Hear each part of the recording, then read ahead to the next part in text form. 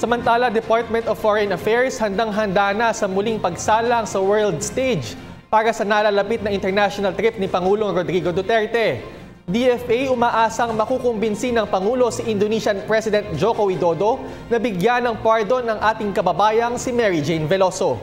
Ang kabuuang detalye niyan, alamin natin mula kay Sweden Velado live. Jervis, sa susunod na linggo ay tutulak na nga si Pangulong Rodrigo Roa Duterte sa Brunei, Laos at Indonesia para sa kanyang kauna-unahang international trip. Pero bago yan, kahapon ng kanyang makaharap, yung nasa 129 OFWs na nagbalik bansa mula Saudi Arabia, ay nabanggit nito na kasama sa kanyang agenda ay yung pagtugon doon sa kaso ng Pinay OFW na si Mary Jane Veloso na kasalukuyan pa rin nakapiit sa may Indonesia sa salang drug trafficking.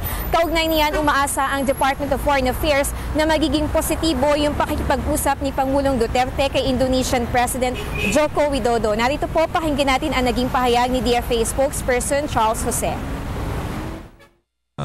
Tulad nga sinabi ng ating Pangulo, i-raise itong issue na to sa kanyang meeting with the Indonesian President.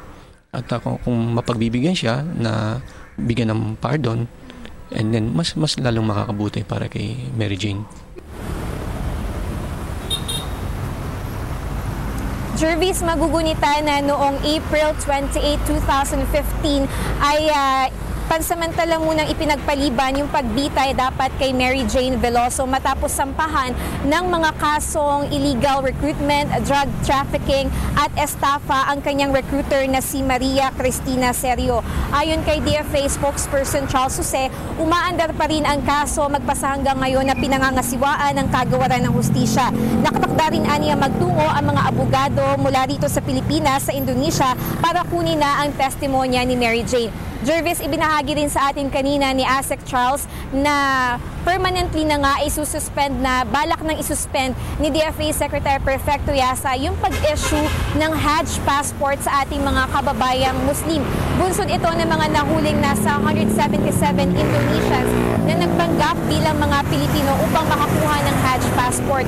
Ayon kay ASEC Charles Jose, mas maigi pa nga na gamitin na lang yung regular passport dahil yung Hajj passport ay ginagamit lang specifically upang makapunta doon sa Mecca sa may Saudi Arabia para makadalo ang ating mga kababayang Muslim doon sa pilgrimage.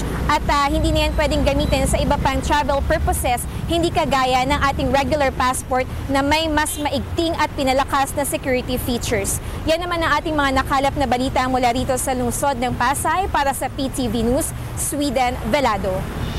Maraming salamat, Sweden Velado. Ako po si Cathy San Gabriel. Subscribe na sa PTV YouTube channel. I-click lang po ang subscribe button.